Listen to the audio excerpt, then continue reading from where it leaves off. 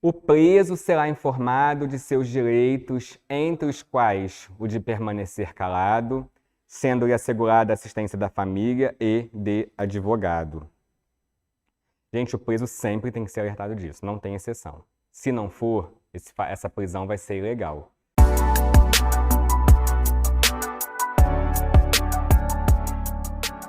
Vamos falar um pouquinho aqui do direito de ficar em silêncio, gente. Isso vem regulamentado lá no artigo 186 do Código de Processo Penal.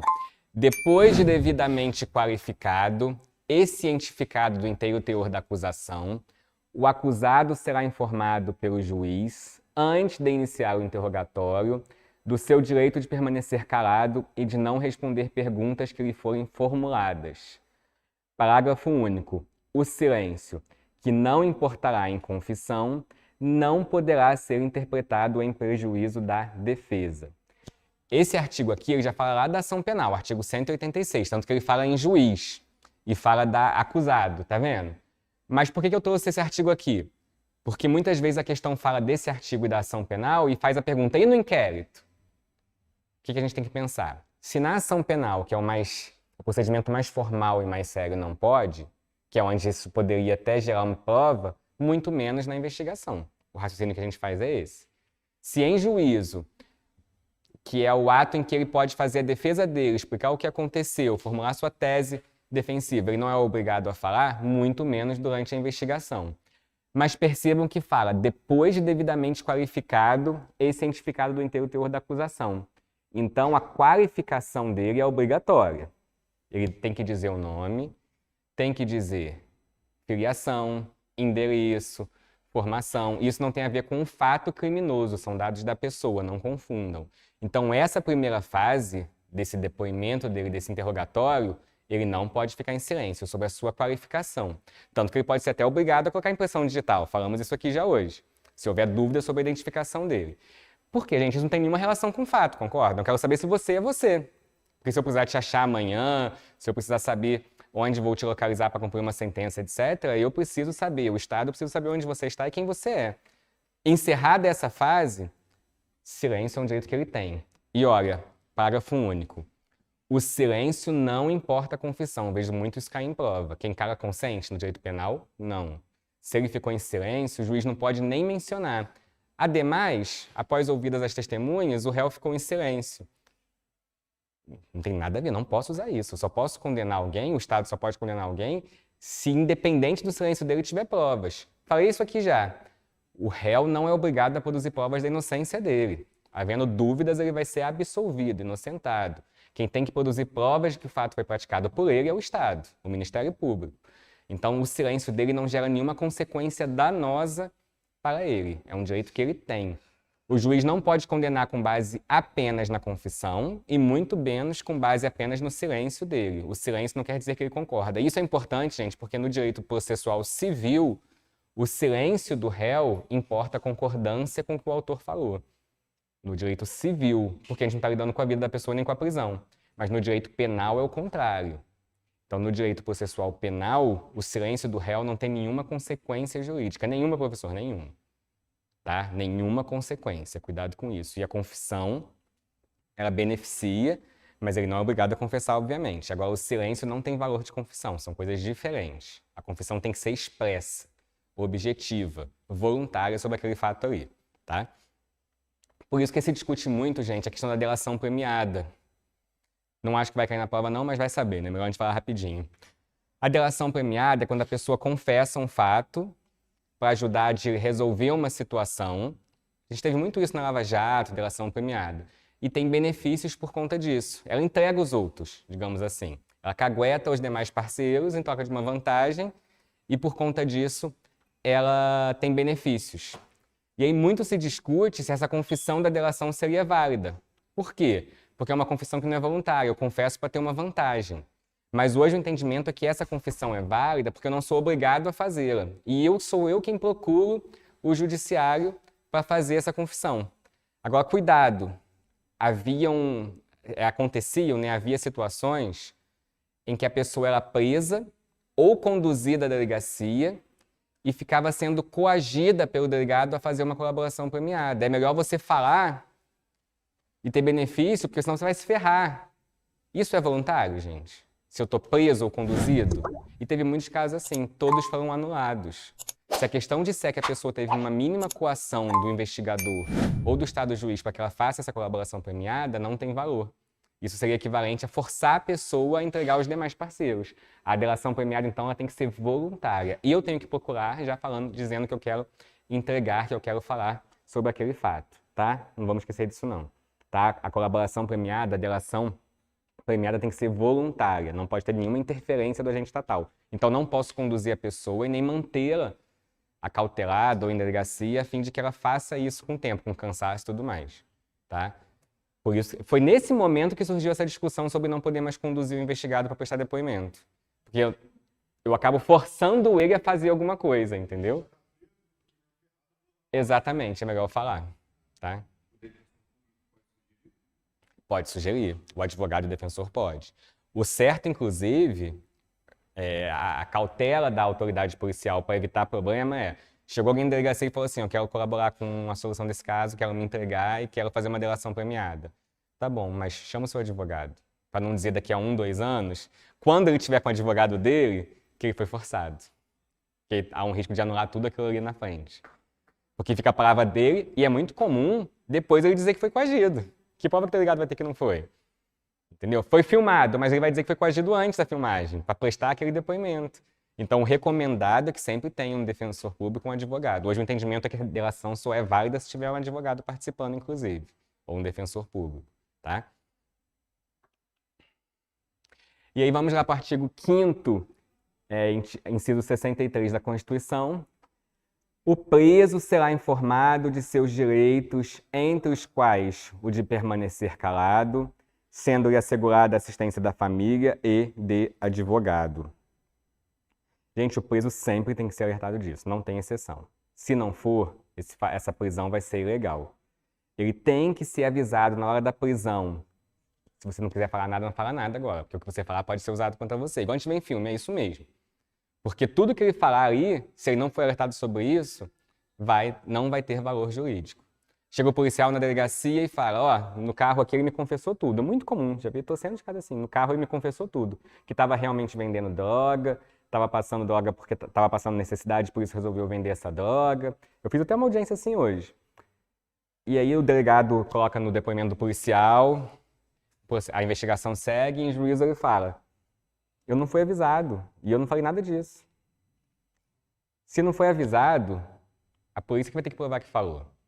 Então, por isso que em qualquer depoimento escrito, transcrito, tem que ter essa informação no início, alertado sobre o direito constitucional de ficar em silêncio. Não tem, presume-se que ele está falando a verdade agora, que a autoridade policial... Ah, professor, mas a gente vai presumir que a autoridade policial está mentindo? E a presunção de legitimidade do ato administrativo de boa-fé do policial?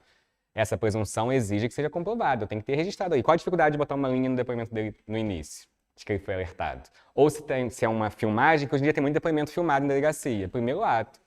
Se o senhor foi alertado de que não é obrigado a falar nada, pode ficar em silêncio, porque senão nos prejudica. Tá? O que o judiciário começou a entender com o tempo, o Supremo também? É muito estranho a pessoa presa, sabendo desse direito, contar tudo. E realmente é estranho. Né? Depois com o advogado ela não conta nada. Se a gente pensar friamente, é estranho. E muita gente, quando é pego, naturalmente tem medo da polícia e acaba falando, porque o policial fala mesmo. Se não falar, você tá ferrado, vai ser muito pior para você. A pessoa acaba falando tudo ali. A gente sabe que funciona assim. Né? Uma arma na cabeça, né? A pessoa fala, não tem muito para onde fugir, né? Alguém ia perguntar alguma coisa? Não? Se tiver a gravação, perfeito. Aí vai demonstrar que ele cumpriu a ordem legal e cumpriu o dever dele, entendeu? Né? Quando a gente pensa... Hã? O problema da bodycam é que ela dura muito pouco tempo. Eu consegui ter acesso a ela pouquíssimas vezes. E a polícia no Rio... Hã? De bateria. Porque pensa, o policial ele faz trabalho em regime de plantão 24 horas. Sai da delegacia com aquela câmera aqui, do batalhão. Quantas horas você acha que ele vai durar?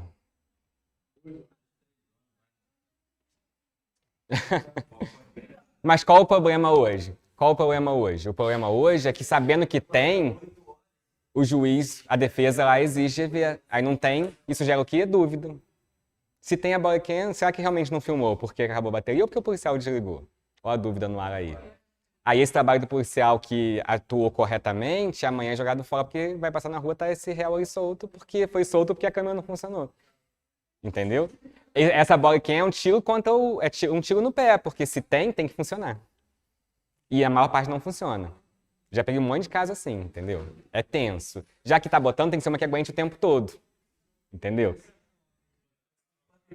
Hã? Então, mas não tem nem como, porque a ordem que eles saem pra tocar. Como é que é a realidade do policial, gente? E eu sei que eu tenho um irmão policial no Rio, no centro do Rio, né? Não é nem. Não que o Friburgo seja tranquilo, também é trabalhoso, mas no centro do Rio mesmo. Você chega lá às 6 da manhã, seu horário começa às 7 ou às 8, você sai, você não tem hora pra voltar e você não sai com 5 baterias. Não tem como. O que você já carrega ali já é menos do que você precisaria, mas já é mais do que você pode suportar de peso. Não sei se alguém aqui já botou um colete à prova de balas, munição, tudo que você precisa.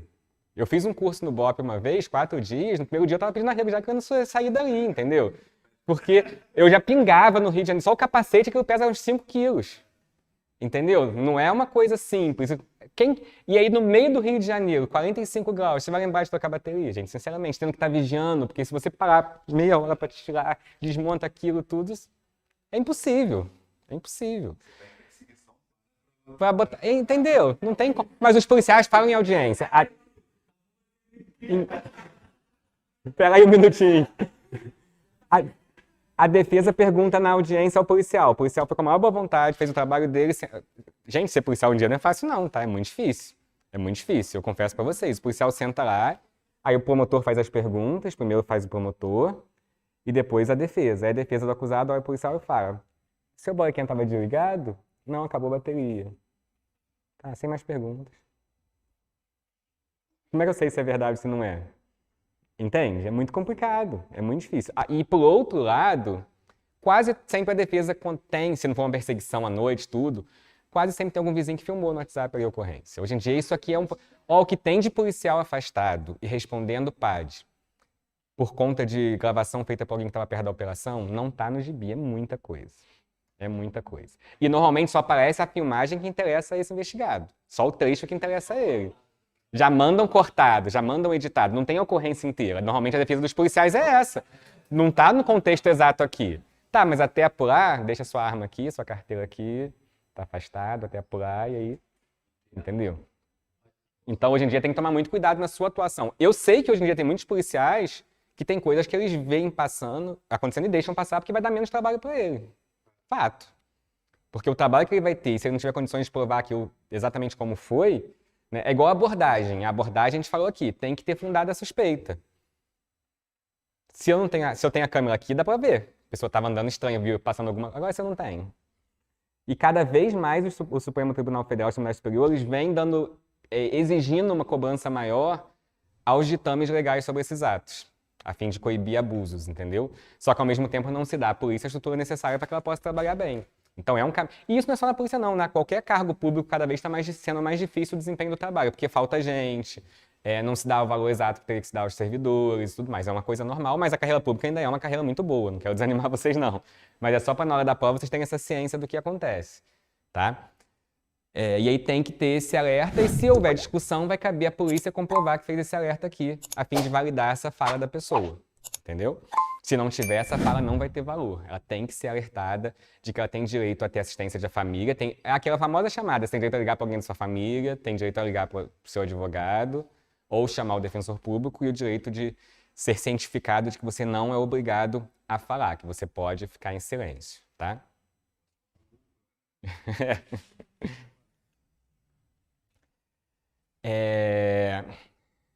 Mesma coisa aqui, né? Tem 2 slides iguais. E aí vamos já para a denúncia anônima. Eu não estou fazendo uma aula muito sequencial, porque a gente tem pouco tempo. Estou indo nos pontos que eu acho que podem cair na prova com termos importantes, temas importantes, né? E denúncia anônima aqui é um tema interessante. Na prova pode vir também escrito como delação apócrifa. Muito comum o examinador gostar disso. Quem nunca ouviu falar não vai acertar a questão porque não vai ter ideia do que é. É a mesma coisa. Delação. Inclusive eu vi uma questão dessa no examinador na banca examinadora que vai ser da prova de vocês. Delação apócrifa, então, é o quê, gente? É delação, é denúncia anônima. Então pode vir também como denúncia apócrifa, como delação anônima. Pode vir com esses nomes. Isso é o quê, gente? É a denúncia técnica da ação penal que o promotor oferece ao juiz para começar a ação penal? Não. Aquela é denúncia de verdade. Isso aqui, embora o examinador use esses nomes, embora na prática a gente discute isso, é a notícia-crime. É alguém ir à delegacia ou chamar a polícia militar pelo 90 e comunicar a prática de um fato. Isso é delação apócrifa, denúncia anônima, denúncia apócrifa. Apócrifa é sem identificação. Ou delação anônima. E aí, o que cai sobre isso em prova? O que se pergunta? Se isso tem algum valor para a gente começar uma investigação. Eu posso ligar para o 90 e falar que meu vizinho matou a esposa. Não quero me identificar, não me identifiquei. Ah, o senhor tem que se identificar. Não quero me identificar porque eu tenho medo. Ele é um bandido que mata muita gente. E aí, posso começar a investigação? Conforme precedentes do Supremo Tribunal Federal, nada impede a deflagração da persecução penal pela chamada denúncia anônima, desde que sejam seguidas de diligências realizadas para averiguar os fatos nela noticiados. A jurisprudência do Supremo Tribunal Federal é unânime em repudiar a notícia-crime vinculada por meio de denúncia anônima, considerando que ela não é meio hábil para sustentar por si só a instauração do inquérito policial. No entanto, a informação apócrifa não impede e nem prejudica a prévia coleta de elementos de informação dos fatos, com vistas a apurar a veracidade de dados nelas contidos. Não é diferente do posicionamento do STJ. O que a gente está dizendo aqui, então? A gente pode usar essa delação anônima, essa denúncia anônima, para averiguar o fato. Mas o delegado não pode, com base nela, começar o inquérito. Ele tem que ter um procedimento antes do inquérito para saber se tem um mínimo de respaldo naquilo ali, se eu tenho outros elementos, para apurar. Então, liguei para a delegacia ou para o 90, mandei um e-mail anônimo, dizendo que o meu vizinho é traficante, tem 10 quilos de cocaína na casa dele.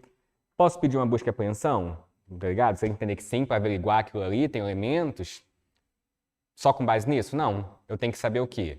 Manda um policial lá para ver se tem movimento estranho naquela casa.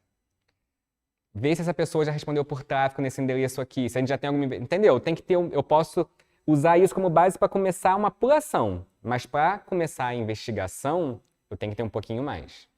Tá? Ela isoladamente não pode ser usada para o inquérito, mas pode me permitir uma apuração mais detalhada. E aí que vem aqui, a gente já falou rapidamente sobre isso, sobre a VPI, Verificação de Procedência de Informações. O que é Verificação de Procedência de Informações? VPI. É um meio do caminho entre essa denúncia anônima e o inquérito policial. A pessoa fez uma denúncia anônima, tem um mínimo de aparência de realidade naquilo ali, então vamos fazer uma apuração prévia, uma VPI, uma verificação de procedência de informações, e se a gente com isso vê que realmente existem elementos que podem demonstrar a veracidade do que foi trazido, dessa informação apresentada, aí sim vamos instaurar o inquérito policial. Então eu tenho fato noticiado à autoridade policial. Se esse fato não foi anônimo e se eu tenho elementos de convicção ali, já posso fazer diretamente o inquérito. Agora, se a questão diz que a denúncia, que essa delação foi anônima, apócrifa, eu não posso instaurar o inquérito diretamente sem uma apuração prévia para saber da legitimidade daquele ato que foi informado. Tá? E aí eu vou ter essa VPI no meio caminho, essa verificação de procedência de informações. Tá bem?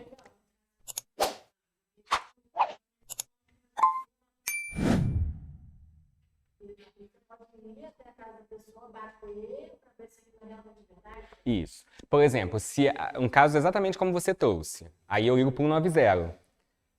Olha, o meu vizinho acabou de matar. Se ele usa isso, acabou de matar, ou se ele diz matou há pouco tempo, a polícia militar pode apurar imediatamente. Vai até o local, não vai poder entrar, mas pode bater. A gente ouviu aqui que alguém teve um tiro, tudo. Se a pessoa abrir a porta e contar, que bom, né? Que ótimo. Se ela não contou, o policial vai investigar se tem alguma coisa estranha, se a pessoa estava com uma conduta suspeita, tudo isso, e vai levar essa informação ao delegado. Então, essa verificação de procedência de informações, ela não tem que ser necessariamente formal, no papel. Pode ser esse ato de ir lá apurar. O delegado fala, policial, civil, ou a própria polícia militar depois do 90. Vai lá, até porque tudo que a polícia militar faz, ela tem que relatar. Então, relatei que pelo 90 recebi notícia da prática de um crime, por ordem do comando do batalhão, dirigi ao local, e lá vi que realmente a casa estava toda fechada, batemos na porta, o proprietário não abriu a porta, não nos deixou entrar, então temos elementos suspeitos e tal. Não encontramos a vítima está desaparecida. Opa, realmente tem elementos aqui para justificar uma investigação. Vamos instalar um inquérito aí, vamos pedir uma busca e apreensão para entrar nessa casa, ver se tem algum corpo, alguma arma. Entendeu? Então, essa VPI pode ser informal, feita imediatamente por quem tiver recebido a notícia, desde que seja a autoridade do crime. A Polícia Militar, gente, ela vai atuar nesse comando do 190 e tudo mais, quando houver ainda algum risco de o crime estar acontecendo ou que tenha acabado de acontecer. Agora, se a pessoa liga para o 190, olha só, isso é muito importante, eu vi questão assim também, foi boa a sua pergunta, e eu esqueci de falar isso. Se a pessoa entra em contato com a polícia pelo 190, que o 190 é para urgências, vocês sabem tecnicamente que o 190 é para urgência, né? Se não é urgência, tem que ir ao MP ou a delegacia contar um fato. Mas o leigo não sabe disso. Então, se o leigo liga para o 190, olha só, a minha vizinha sumiu há um mês, que eu não vejo, ela vem aqui em casa todo dia tomar café comigo. O marido dela está trancado em casa, eu vejo ele saindo com umas sacolas pretas, tem uns 15 dias. Eu acho que ele matou a minha vizinha. A Polícia Militar tem que ir lá por alguma coisa? Não. Não tem flagrante, não tem nada, esse 190 vai ser comunicado e repassado à delegacia.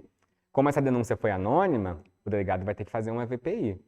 Não dá para instalar um inquérito de tentativa de homicídio sem ter nada. Concordo, não tem nada. Só tem uma notícia anônima e essa pessoa nem vai ser chamada como testemunha, que eu não sei quem é. Então, ele tem que fazer uma apuração mínima para saber se justifica ou não a instalação de um inquérito. Mas foi interessante sua pergunta porque a gente tem que ver essa imediatidade. A Polícia Militar vai atuar se houver chance de o crime ter acabado de ser cometido ou estar sendo cometido ainda. Que ela possa evitar. Lembra que eu falei que a polícia ela reprime o crime sendo acontecido? Né? A Polícia Militar. Então ela tem que atuar nessa repressão aí. Ela não tem essa função investigatória. E cuidado para não errar, porque a questão às vezes vai trazer aquele grupo P2, né, que trabalha numa função investigativa. Mas, gente, isso não retira a essência da função militar. É um grupo específico direcionado ali dentro que tem uma função atípica dentro da polícia. Não errem isso na prova, tá? Isso não muda a competência da polícia nem a competência deles. É porque na prática eles são da PM ainda, mas é como se estivessem fora da função principal, tá? E aí aqui abrir um parênteses, gente, porque isso é muito comum e é um pouco diferente na Lei 9.099. A Lei 9.099, a gente vai falar mais dela também durante o curso, é a Lei dos Juizados Especiais Criminais. Pequenas causas, já ouviram falar? Então, a gente tem o Código Penal, Código de Processo Penal, e temos a Lei 9.099, que é a lei que trata das pequenas causas, das ações penais de menor potencial ofensivo.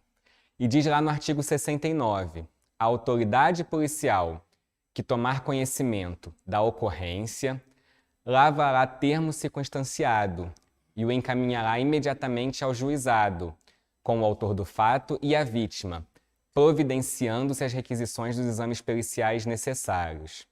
Parágrafo único.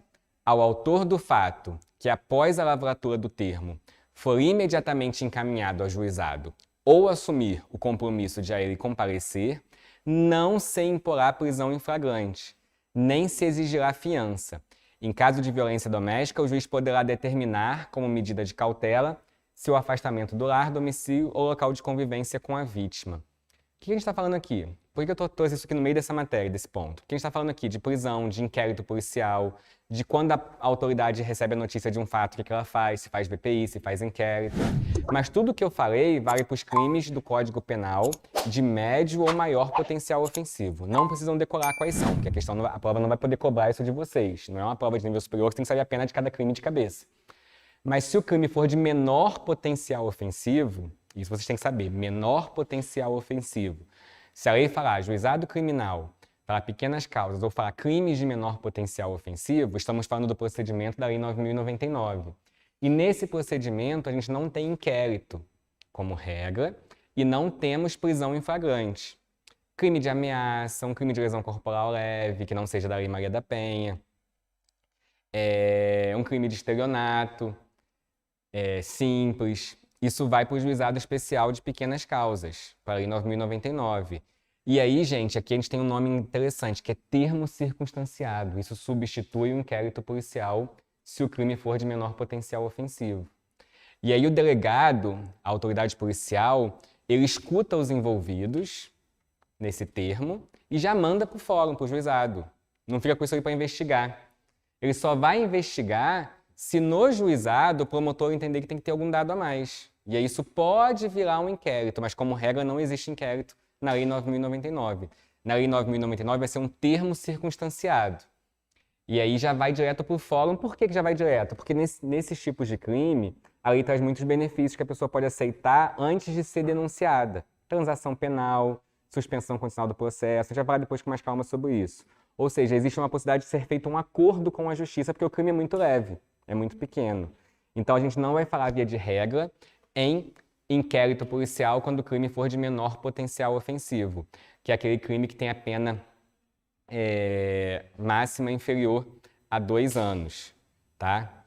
Crimes com pena máxima igual ou inferior a 2 anos são de pequeno potencial ofensivo, de menor potencial ofensivo, processados segundo o rito da Lei 9.099, e o início da investigação se dá por termo circunstanciado, não se dá por inquérito policial. Mas eu posso ter VPI? Posso. A pessoa pode ir à delegacia e falar, meu vizinho me ameaçou, ou até pode ligar anônima. Eu vi aqui uma situação de que alguém bateu em alguém, fez alguma coisa, uma contravenção penal, um jogo do bicho, o apontador do bicho, por exemplo, é crime de menor potencial ofensivo. Todo dia aparece, né? E aí, não foi pego em flagrante, foi alguém que ligou para a polícia e contou, a polícia militar foi lá e pegou o cara fazendo o jogo do bicho. Essa pessoa vai ser, vamos lá, devagar, ela vai ser capturada pela polícia militar? A polícia militar passou e viu ela fazendo o jogo do bicho, apontamento. É crime? É. Posso deixar isso acontecendo ali ou não? Não. Eu tenho que coibir com o policial militar que ele pare. Aqui a gente vai ter que fazer uma digressão para a gente entender. Na hora da prova, o que você vai responder? A polícia militar, se a questão disser sobre esse momento de ter visto alguém em flagrante fazendo o jogo do bicho, vai prender em flagrante essa pessoa? Sim. A polícia militar vai prender a pessoa. É crime de menor potencial ofensivo? Sim. A questão vai dizer para vocês se é. Se for um crime de menor potencial ofensivo, vai fazer o quê? Vai conduzir a delegacia e lá o delegado vai fazer o termo circunstanciado, não vai fazer o inquérito policial. Por quê? Porque a lei diz que não tem inquérito policial nesse caso. Já tem ali a pessoa que foi pega, precisa de mais alguma prova? Não preciso investigar muito mais. Só que olha o que diz embaixo, não se imporá prisão em flagrante. Professor, você está falando que a polícia militar vai levar? E a gente vai dividir aqui a prisão em flagrante em 2 momentos. A prisão captura e a prisão cautelar. O que a gente tem é a prisão captura, feita pela polícia militar, que é igual a uma prisão normal de um crime de homicídio, de qualquer tipo, tráfico de drogas, tudo. Mas essa prisão não vai ser mantida se for lavrado o termo circunstanciado e se essa pessoa concordar em comparecer a juízo. E o próprio delegado vai soltar essa pessoa? Sim. Nesse caso aqui, não vai nem para o juiz fazer audiência de custódia, nada disso. Na própria delegacia, eu assino... Mas é fácil assim para a pessoa sair? Sim. A questão, às vezes, pode te induzir a erro que você vai achar muito simples. Mas é simples mesmo. Se o crime for de menor potencial ofensivo, vamos pensar, é um crime que a justiça considera leve, que a lei considera leve. Então, não justifica botar uma pessoa na cadeia por conta desse crime. Então, se ela assinar o termo circunstanciado e concordar, não precisa confessar o fato, não. Eu posso chegar na delegacia e negar. Não, eu não estava fazendo jogo do bicho, eu sou maluco, eu gosto de ficar fazendo número no caderninho.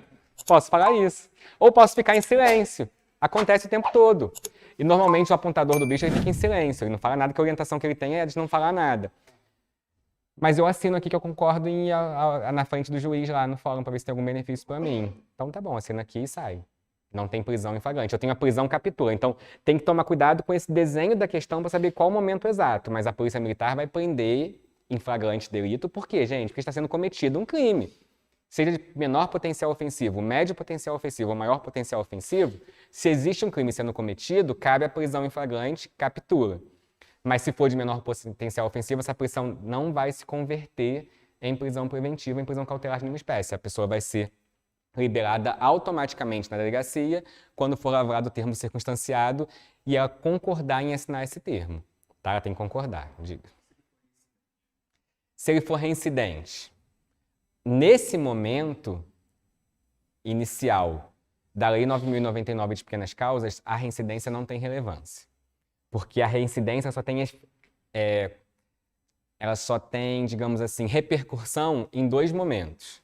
Que é na sentença, para a fixação da pena. Então, a reincidência serve para quê? Reincidência, gente, o que é? Quando eu pratiquei um crime, fui condenado por esse crime, não vamos errar aqui. e essa sentença não cabe mais recurso, transitou em julgado. Antes de eu praticar esse fato. E passou um prazo de menos de 5 anos da sentença ou do cumprimento da pena. Se a questão falar para vocês que Joãozinho foi pego em flagrante vendendo droga e há 1 ano atrás ele praticou o mesmo fato de tráfico, ele é reincidente? Eu tenho que saber se transitou em julgado. Se a questão não disser, não é. A questão tem que dizer para vocês que foi transitado em julgado a sentença antes daquele fato. A sentença, o processo levou 3 anos. E esse fato de hoje, a sentença transitou em julgado 1 semana depois, não sou reincidente. Não, professor, mas eu pratiquei um crime antes. Não, nem tem maus antecedentes. Maus antecedentes e reincidência é só quando eu tenho um trânsito em julgado antes daquele fato. Cuidado, tá? Ué, professor, então se eu pratiquei 5 tráficos a cada 6 meses, mas não tem nenhuma sentença ainda, eu sou primário de bons antecedentes? Sim. Tá? Ou seja, o delegado não pode considerar isso para nada e o juiz também não. Só quando for transitado em julgado antes do fato. E enquanto eu tiver recurso, eu não transito em julgado. Então, às vezes o meu crime foi praticado hoje, daqui a 6 anos ainda está no Supremo, consegui recorrer até lá, eu ainda sou primário de bons antecedentes. Tá? Então, cada crime que eu pratiquei, nessa fase aqui, o delegado tem que me tratar como se eu fosse primário. E mesmo se eu tiver reincidência. Por quê? A reincidência ela serve só para aumentar minha pena, lá na fixação da pena, depois da minha condenação, ou para justificar a prisão preventiva. Mas aqui não cabe prisão preventiva se for menor potencial ofensivo, mesmo se eu for reincidente, porque a lei 9.099 diz que não se imporá prisão em flagrante. Mas cuidado para não errar aqui, se não imporar, não quer dizer que o policial não pode me levar para a delegacia. Pode, a prisão captura em flagrante, ele pode conduzir, pegar, botar algema se for necessário e levar até a autoridade policial. A autoridade policial é que depois do termo circunstanciado vai liberar. Se eu me recusar a assinar esse termo e me comparecer, aí eu posso ser preso em flagrante. E aí, gostou dessa aula? Muito boa, né? Então faz o seguinte, deixa o seu like para que esse vídeo chegue ainda mais longe. Aproveite para se inscrever no nosso canal, ativar o sininho para não perder nenhum conteúdo. E por falar nisso, gente, a terceira parte dessa aula tá aqui, olha, em algum cantinho dessa tela, é só você clicar e continuar acompanhando.